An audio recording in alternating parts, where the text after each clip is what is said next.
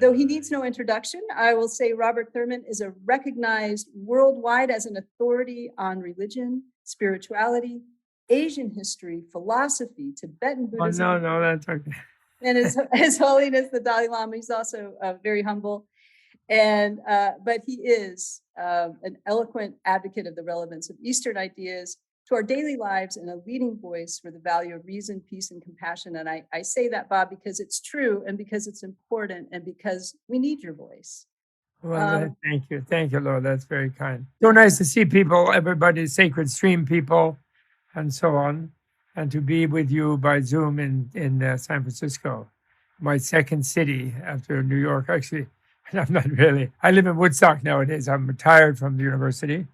And so I spent one night in a year and a half in New York City, but I'm going a little more frequently now that it's opening up a little. And Tibet House in New York is opening. I retired from Columbia University, and so I'm not chained to academia in the same way. But I am still chained to His Holiness the Dalai Lama's Cultural Center in America, because he wants me to keep chained to it. And he actually ordered. I just turned 80. Which I'm delighted about. Listen, you just can't wait till you get to be 80. None of you have made it. I can see that. It's just so much fun to be 80. Really, it is.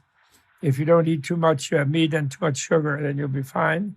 And you get there, and it's just really wonderful. And if I could completely retire, I'd be delighted.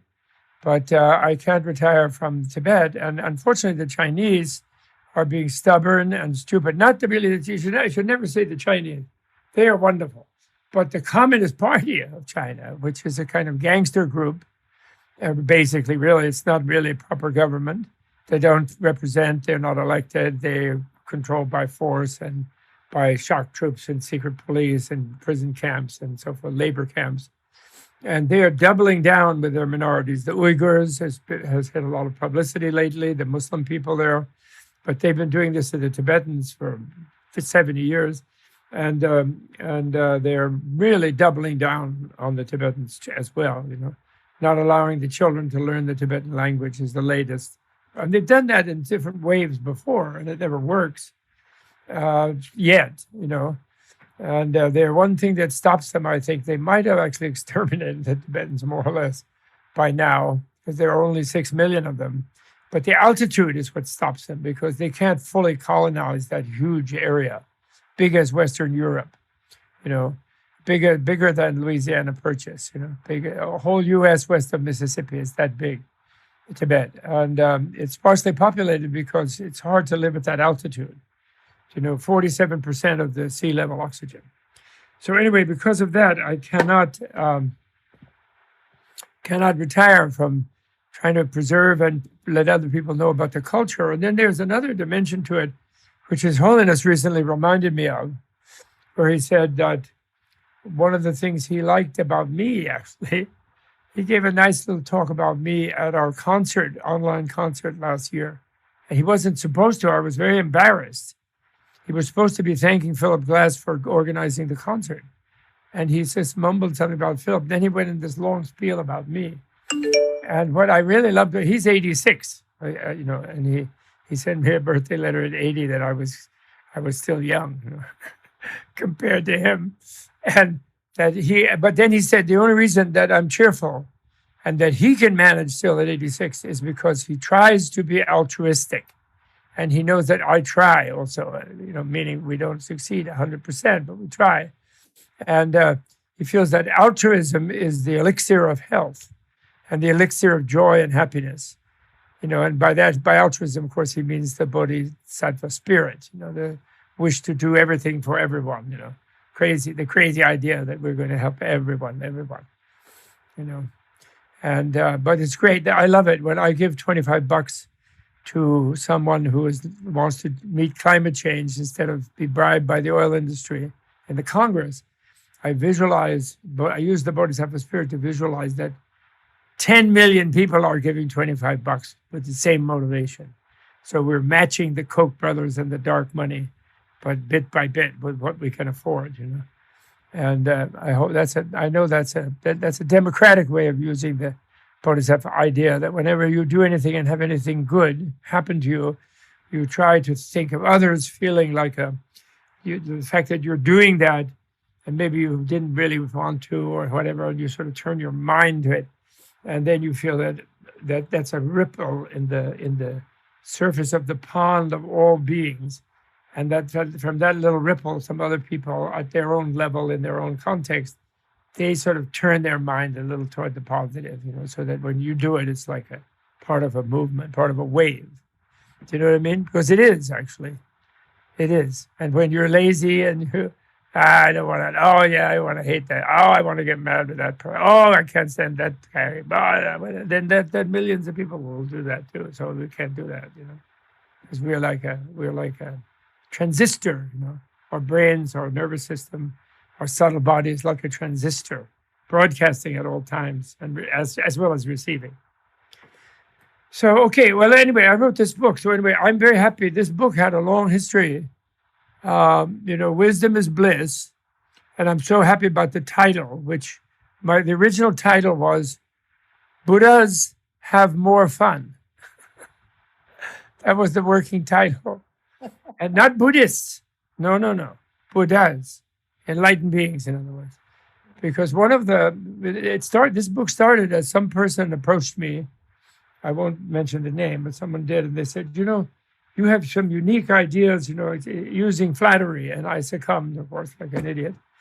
And you have such unique ideas that nobody has in Buddhist studies and blah, blah, blah. And, really, I could just interview you, and you could tell me all your unique ideas and all your best ideas, and then you wouldn't have any work at all. I'd just type it up, and then there'd be a book. And so I said, oh, great, that's easy, because as usual, I was like way too busy. And, at that time I hadn't retired and so on, a decade ago. And then, of course, it just kept messing it up, and he just couldn't do it, and whatever. Different things happened. And some of my ideas were too unique for him, I think, this fellow. And so then I had to take it back, and then someone else said, oh, I can do that. And then I let them do it. So then finally, after I retired, I just did it myself, and I just wrote it myself. And then what I'm trying to do is two things. My main objective in this book is to try to help people stop being scared of reality. That's really my task. I consider that my task. And I don't know, maybe you don't know right away what I mean by that. But, I decided, and this is an Eastern thing too, and I think Buddha was doing that. And I certainly know Tsongkhapa was, Chandrakirti was, and so many great Pandits and Siddhas in India did. And and in Tibet, Guru Rinpoche and Atisha and the Karmapa and so many great lamas did that. And I think I didn't really realize that that's the main task for decades, because I'm in a culture where they make us very scared of reality, right? Our great poet, Longfellow, nature is red in tooth and claw. And then, the Russians are coming, or the Chinese or somebody, then Indians, when people landed here, then it's the people of the whatever, then whatever it is, it's somebody we're scared of. But that's also happened in India. The Vedist people were like that. They were warrior types. They had enemies. So then they wanted their population to be scared of the enemies. So they would tolerate the general kings who were really generals, like the army people. And then the high priest would always work subservient to those kings. And so they would and even great people like Jesus and Buddha and Krishna and the Upanishadic sages and Lao Tzu and some great, fantastic people who were like, be here now, Ramdas types. Just be here now and you'll be fine, sort of thing, or Eckhart Tolle, people like that. And then, in many cultures, they would execute them, because then people would want to have quality moments in their lives, and they didn't want to go fight in some stupid war. And the women didn't want to just slave in the household all the time and produce 10 children and then, be rejected when they're worn out at 28, and et cetera. And they wanted to be educated, and they wanted they realized that they had something more to do than serve the collective. But and then within all the cultures in Eurasia, which somehow seems to be, Jared Diamond has a good reasoning of why that's sort of dominant planetarily at the moment. And all of those people, of those cultures, the Indian one was the wealthiest. It was the California of the ancient time. You know, it had the biggest economy. It had the most fertile. It had 2,500 brands and varieties of mangoes. It was the great mother coming down from Himalayas, from the third pole, the rivers, Ganga, the goddess rivers were flowing. It was obviously matrilineal before the matriarchal, before the Vedas people came, the so-called Aryans, and put it back into a little more macho thing. It was never conquered by the Persian Empire that conquered everything else around it because they were tough warriors. At the time Buddha came, they were still tough warriors for a few hundred years after. But then his presence and the Upanishadic and the whole movement, Mahavira of the Jains, Buddha, the Upanishadic people of the Vedas, they did a revolution against that. And they showed that there was such a thing as liberation for the individual, moksha. They added that to their Vedic culture, which didn't have any word of moksha in the Vedic culture. There were Indians, nobody really remembers that. They think India was always like that, but it wasn't. Not the conquered by the Aryan India, was not. But it was before. It seems that nobody knows exactly what the ancient Harappan culture was, but it was a very rich. The alluvium of the Indus Valley was 35 times larger than the Nile alluvium. So it supported a big population and mother-oriented cities, mother goddess-oriented cities, it seems. But it's a little uncertain because they haven't done all that much archaeology about it compared to the Middle East and so on. So anyway, so Buddha did this rebellion where he said, well, gee whiz, I'm quitting. I'm not going to be commander-in-chief, Dad. I'm not going to be king. I'm not going to conquer make an empire for you. Dad wanted him to make an empire and locked him up in a harem, hoping to keep him from becoming a renunciant and then compassionate and then a Buddha, then enlightened. And remember, you all know the story. I don't need to repeat it. And he said, no, I'm not going to do that because that's not really what bothers people. What really bothers them is they get sick. What bothers them is the pleasures they have don't last. Old age and getting senile and grumpy, that bothers them. And they're scared of death. And I think I can do it. That's really what, if you said as a king, I'm supposed to protect people. But they don't care that much about the neighbors. And, this is a very wealthy country. India is, and all the small nations and city-states that were there at that time. They're not much fighting each other and know what it want. After Buddha's time, somebody got into doing an empire. But they weren't really doing empires at that point. They were just like the Greeks, like city-states. And they were few scraps, but not really that violent. And so I wanted to help them with their deeper problems. So I'm sorry, I'm taking off. And so the dad did what they do, locked him up, sent in the shrinks, which were Brahmin priests at the time. Now you should listen to the scriptures. And the gods are going to take care of those kind of things that you're talking about. But then Buddha said, well, if the gods are supposed to take care of sickness, old age, and death, and unhappiness, they're doing a lousy job. I think I can do better, which is very daring of him.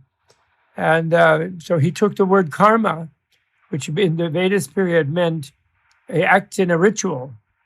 So it was a powerful act because he got the gods, you made an offering to the gods, a sacrifice, and then they helped you out with whatever you wanted, was the idea before that. So Buddha said, no way. Karma means how you behave and how you treat other people and how you develop your own mind and your own heart. And then that'll give you a good result, not the gods. The gods they have problems, They have divorces amongst the gods. They have affairs with each other. Do you know what I mean? They start problems like those Greek gods. The Indians had a set of gods like that at that time, the Vedic Indians. They had, instead of Zeus, they called sky god Dyaus, D-Y-A-U-S, Dyaus, like Zeus, just same, like cognate with Zeus. And they had Odin and Indra. and Odin. So they were general, usually Indo-European kind of warrior gods. So then Buddha took up his own thing, and then because he'd lived such a pampered life and he was such a brat by having been pampered by all these women in this palace there with his dad keeping Potemkin style reality around him so that he wouldn't see suffering. Although his wife helped him to escape, actually. She was, of course, hipper than him, as usual, at first. And people don't know that. They blame Buddha. They say, oh, he left his wife and child. Terrible. Oh, God, he should have been sitting there holding the bottle. Well, yes, and that's nowadays. But the point is that she was only mad, if you look at the biography, she was only mad because he didn't take her with him to attain enlightenment. She says, why would he leave me by? I have to babysit here. You know what I mean? We have 1,000 babysitters. We're kings, princesses, crown prince. And I wanted to go meditate. And why did he leave me behind? Then when he came back, she insisted on being the head nun, the head mendicant.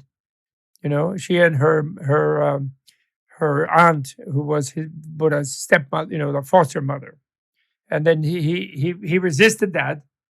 And again, modern people think he was a chauvinist because he resisted the women dropping out and becoming mendicants, but that's completely false. That's because they don't know what an enlightened person is, way beyond a chauvinist. He resisted only because he wanted to make it a little tougher for women to join, added just a few rules on them, because he knew it would be a stampede, because they were much worse off in the patriarchal family system. They were slaving away from puberty, married at 8, no romance, forget about it. They were like chattels, and so they would leave right away if there was a place to leave to go get educated and meditate. And he knew that would be fine as far as he was concerned, but he knew that the patriarchs would then clamp down on the whole thing. They wouldn't allow it because they were losing their servants, and their slaves, So he wanted to moderate, and it was still a flood, And I'm sure some of you, have you ever heard what are called the songs of the female elders, the songs of the nuns, or they translate it different ways, the Bhikkhuni Gata, or Teri Gata, the female elder songs. And there's one that I particularly love of, I forgot her name, but she's just finished lunch under a tree, brunch actually, because she has to eat before noon, because the mendicant only gets one meal a day. It's a brunch. Finished it, begs it in the morning, can't beg it yesterday for 2 days. Begs it each day, goes to the town and begs it each day to keep current with the people, and then has to eat before noon. So she's just finished her lunch. And she says, it's so great. I had a free lunch. Someone else cooked it. I only have the one bowl to wipe out. I don't have to wash all the dishes for everybody. That's really nice. I just put my one bowl in my little bag. I don't have another thing, no house to clean, no problem. And she says, Buddha, if this is not nirvana, it's near enough. And she says, you saved me from 3 crooked things. The pestle with which I used to have to pound the rice to make all the food for the whole household, the crooked pestle, you pound it in a rice pounding thing like a mortar. My bent over old mother-in-law scolding me. The one little power women have is over each other in the household, when they get elderly. And my hunchback husband. Thank you, Buddha. This is good enough for nirvana for me, she said. Although she's considered to have nirvana, that woman. But she'd be an arhat, what's called an arhat, one who has overcome their inner enemy. Arihata, or who is worthy, therefore, arhate. And there are many songs like that of wonderful women, enlightened women at that time. But Buddha predicted that this would strain the authoritarian nature of the patriarchal Indian society, and therefore the women's order of mendicants would not last as long as the male order would. And that's true. They kind of petered out as far as having patronage by the Indian society about 600 years before the male monastic universities and so on, which were only destroyed by Muslim invasions in around 1100, 1200 of the Common Era. So the female ones, as institutions, were weakened, but they were still very powerful, enlightened women, of course. And the society was much liberated by that time, anyway, around 600 of the Common Era, and Tantra was emerging and so on. So people were getting more and more free. So it had its effect on India, which was bad for India's militaristic idea, making them more gentle and more happy, but then vulnerable. And then they got conquered for 800 years until today, And they're still under the kind of industrialized warfare kind of global society. That, as my Cherokee theologian friend says, are not quite post-colonial planet. Calls it not post-colonial, but not quite post-colonial. He calls it that. So anyway, so Buddha's Four Noble Truths, right, which are called that. Why are they called Noble Truths? Because they're not true for ordinary self-centered person. They're true for a noble person, by which Buddha meant an altruistic person. So he'd used the word for which in his era was used to mean a higher class person, a noble person, which was the word Arya, actually. Which had been a race term in the early Vedist period, and by Buddha's time it was a class term in the caste system, that they had, where they dominated a big lower caste by Buddha's time, which was a kind of color. They were people dominated were people of color. Actually, it was actually surprising. Some Indian people will not like that, but the word for caste, the bigger word for caste is varna, which means color. Actually. It was out and out, you could say. But so he took that word, and a noble also is supposed to be someone who has noblesse oblige and cares for those who are their subjects or who are their responsibility. A good one, bad ones oppress them, of course, but a good one is supposed to care for them. So he meant a person who cares for others because they've reached a cognitive state where they're empathic with others, where they sort of feel what the other's perspective is on things, which is what I call the cool hero's altruistic, the nature of the cool hero. The person in the room, not who fills the room and dominates everybody, but the person in the room who sort of is aware of what other people in the room are feeling and thinking. And guess which person that is in many rooms in this world today? Well, I see a lot of you are here. Guess which one? Which half of humanity is more aware of other people's perspectives naturally and more easily? Yes, Lynn Sonnenberg is showing with her hands. She knows what I'm talking about. And the guys, by a sheepish smile, they know they know what I'm talking about. And so that's why he used the word noble, in other words. So that's why I changed it to in our day to friendly. Because who is it who's more friendly? Someone who sees your perspective as your friend, who's empathic to you, the one who doesn't actually feel your heartbeat. They just like about their own, They're wearing their watch and looking to make sure their heart is not beating too fast. Their Apple Watch or something, that's not that friendly because they don't really, it's sort of problematic. Are you really there, or is it? Are you in the matrix and the other beings are just simulations or what, And those are the ones who want to become, they're waiting for the singularity and they're going to be robots in 2045, finally, because they don't like feeling other beings, so they'd rather be robots. And also, that story about how there's some people who work at Google think everybody's going to be downloaded in 2045. You know that story? But that's a person who didn't watch Doctor Who. Are you all Doctor Who fans? No? I don't see a lot of head shaking. It was the famous British sci-fi. It's older than Star Trek. But it's very high tech nowadays. It still exists. And they've had 10 Doctor Who's. The last one is a woman, actually. There were 9 male ones, and now finally there's a woman. And they switched to a woman trying to stave off Brexit. But they failed. She couldn't manage. But anyway, I always refer to him because he's very much like a bodhisattva, high-level bodhisattva, he or she, the Doctor Who. And I say that because one of his arch enemies is a race of computers, intergalactic. They have ships and they're amazing. They're like the Terminators, and but they and they're a human brain in the computer. Somebody did the download thing, and then they're mad at people who have soft flesh, who have soft skin, who have a heart as well as a brain. And so they go and exterminate. They go around going, exterminate, exterminate.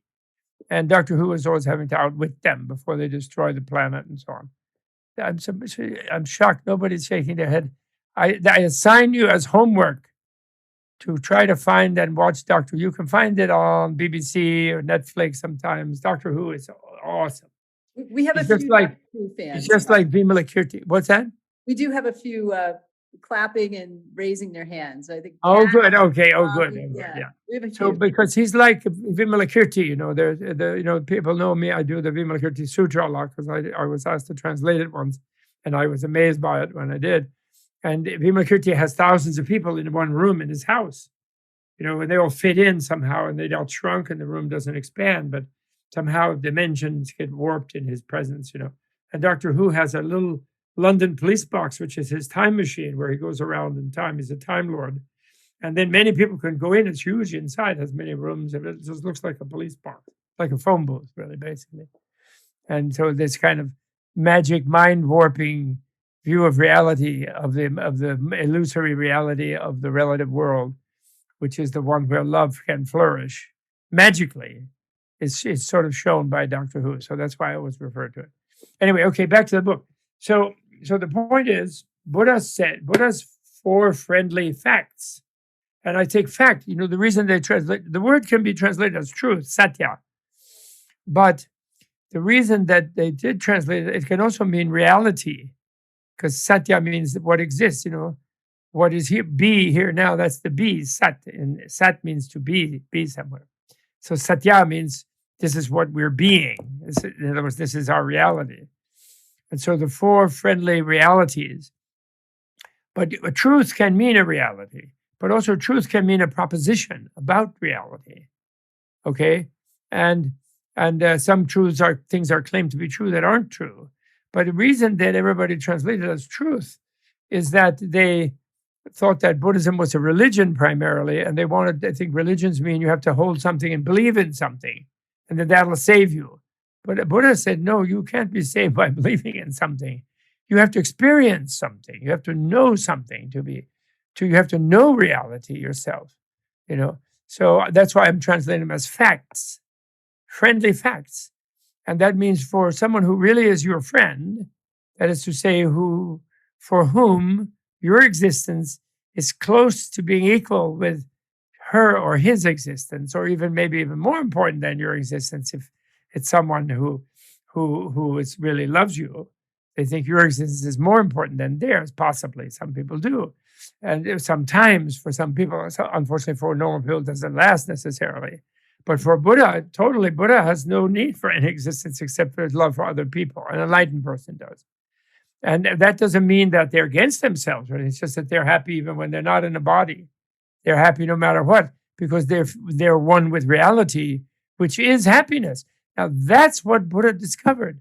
And there's been so much emphasis on Buddha's talking about the unenlightened person will suffer. And people even think that he said everything is automatically suffering, and they rub it in, and it becomes just another way of terrorizing everyone. And that's not at all. As Dalai Lama likes to say, if Buddha discovered in his quest of reality that everybody's inevitably going to suffer forever, he would have zipped it. Why rub it in? He said it would be like going to someone whose life in prison and going, nya, you're never going to get out. What's the point of that? Absolutely none. The reason he mentioned that if you insist on being stupid and being just obsessed with yourself and being convinced that whatever you're reaching out of some sort of isolated, deep, lonely soul that you have in there, that's your fixed essence, your fixed entity, your barcode of the your real you, your identity, something that stays always the same, that's always you. If you're caught with that false view, that mistake, then it's very problematic in life. And well, why should I be nice to anybody else? Why should they even be nice to me? Like why am I even in this body? Which is always feeling a little sensitive. when my real me is something absolute thing that shouldn't be connected to these relative kind of bumpy things. What's the point? So if you're like that, you're going to suffer. That's what he meant. But that's because you don't have to be like that. There's a reason why life is problematic to us, why we're scared of it, is because we misapprehend our relationships. We think we are an absolute and everybody else is absolutely other than us. That's what we tend to think. And males a little bit more than females again, because they're more backward in terms of enlightenment. The female also tends to grow up being indoctrinated and instinctivized and acculturated like that. And then she has this weird experience, or has the potential to have it, where she's just sitting there going along, having some usual favorite dish, and a little voice inside says, I don't like that anymore. Go eat some chocolate. Go eat a strawberry. Go eat some other thing you don't want. What? What are you saying? They become a free rent. They have a squatter in their apartment there, in their bellies. And they realize that there's no absolute apart from others. That others, that their bodies interconnect with other bodies even. And there's no escape. They can still act like that's the problem and do a lot of things about it. And sometimes it is in relationality, and they should be free to make their own choices about it, of course. But the point is, therefore, which man is going to be able to handle that? Oh, don't sit on my aura. Don't get too close to the subway. That's your guy, live in my stomach for almost a year? I don't think so. I don't know and you don't even have a COVID vaccination card, and you don't even have an ID, no driver's license, whatever, no passport. How do I know where you came from? Nobody knows, right? But love doesn't care, of course. That's why love makes it possible, because love is I don't know if any of you know DJ Winnicott. Mark Epstein introduced him to me. Mark Epstein's like Buddha, a hero, and I think he is a Buddha. Actually, he was a pediatrician, psychiatric pediatrician, or pediatric psychiatrist, maybe better. And he has a marvelous essay where he has the 18 different reasons why mothers should hate their children. And then he then goes on to show what a miracle motherhood is, of compassion and love and enlightenment, that they overcome all 18 of them. Really, really amazing guy. Okay, so friendly fact, that's the forefront. But the main friendly fact is that the reality of the universe is nirvana. The reality of life is infinite life. It's blissful life. The life force is bliss, perfect, unadulterated, untrammeled bliss. A bliss that is so strong that a being who is fully identified with it, who has fully experienced it, who feels it in every cell, in every atom or subatomic particle or non-atomic energy in their system, that being is able to visit a friend who fell into hell and pull them out without suffering, and can withstand the fires or the blades or the crushings or the horrible states that people can create. Like take Syria, for example. Why should we be surprised that human beings can create such horrible states? But even still, they're human there, even though they're torturing each other. That's okay. I wasn't asking you, Siri. Just relax, Siri. Take it easy. Europe's deadly floods. Let's just say silent. See, he's been attending all my talks, and it's a he, because sometimes when she, who originally started, interrupted, I was a little too rude. I said, please get away, just stop interrupting. And then she said, well, you could be a little more polite about it, and then left. And then they changed their voice into a male. Seriously. They have a sense of humor, some of those Apple people. Okay, so that's the main thing he discovered. Nobody was going to reward Buddha or be his follower or start a movement or remember him for thousands of years if he said, Oh, my big discovery is suffering. Are you kidding me? Who it doesn't take even like a sub retard to discover suffering. Everybody knows that suffering is there. We know about it, right? Humans. Suffering is happening, you know? So that's not a discovery. But what's a discovery is it's not inevitable. It's not the reality, actually. Or put it this way, it is a reality, but an illusory reality. Actually, the difference between Buddha's non-dualism and some Vedantic non-dualism is that Buddha never says it's an illusion completely, like a completely unreal. He says it's like an illusion or relative reality, and people's suffering is very real to them. But when they begin to break, as they get more and more free, as they move toward freedom, as they discover more of the nirvanic deeper nature, which everybody knows in their bones, kind of, but they don't know it consciously in their cultures, and lately in this planet, and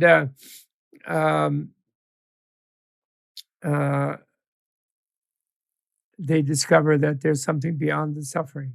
Love goes beyond suffering by far, and we know that ourselves.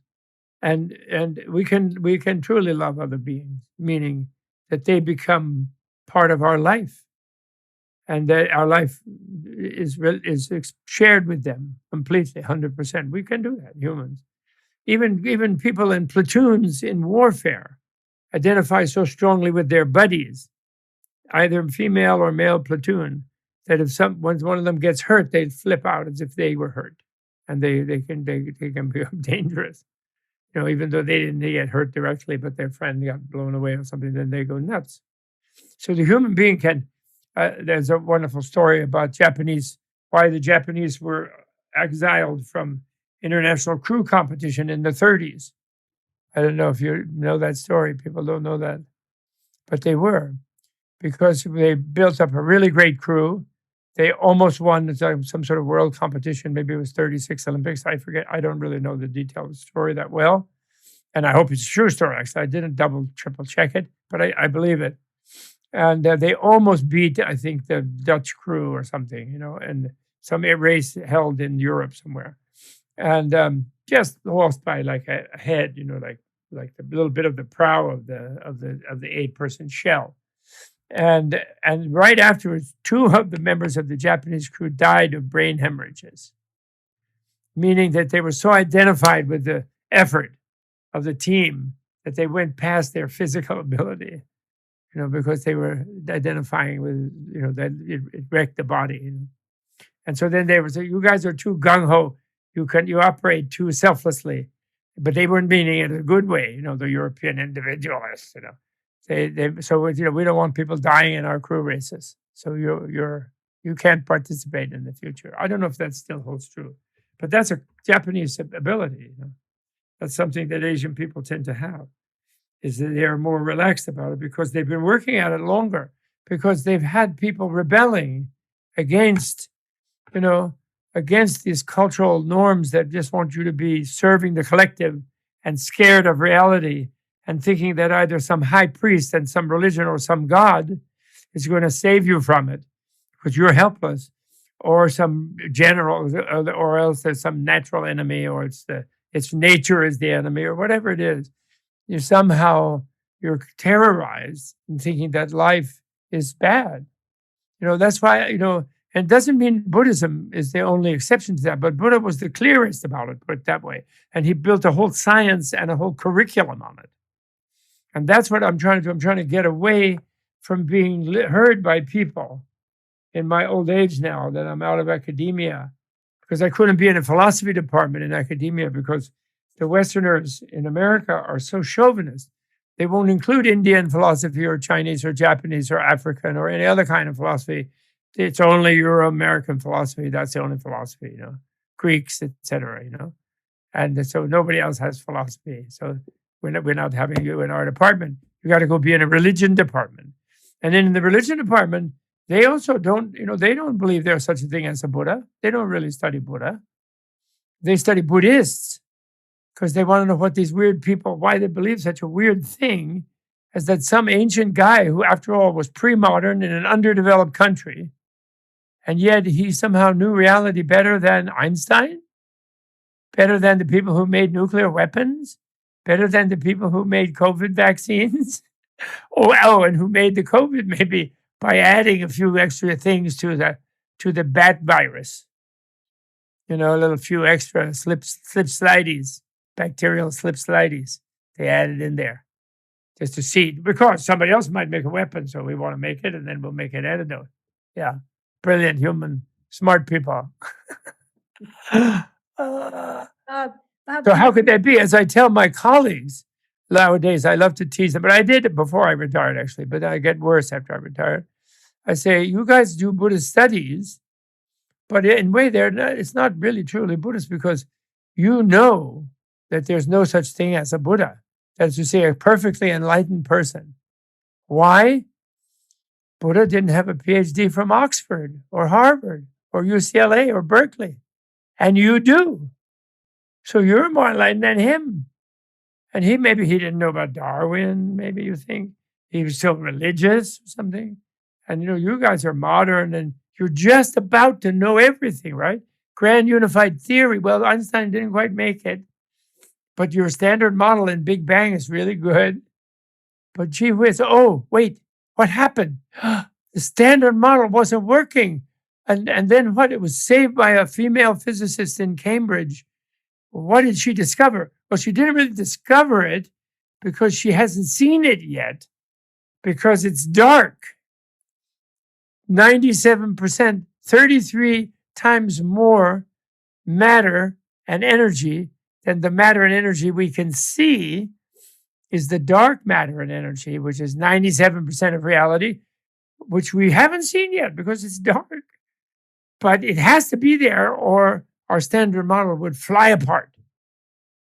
How is that for just about to understand the nature of reality? When are they going to see that dark matter so they can start studying it? How do you see in the dark? What? Infrared, maybe. Night goggles they borrow from the military. Wait, I'm sorry. But it is funny, don't you think?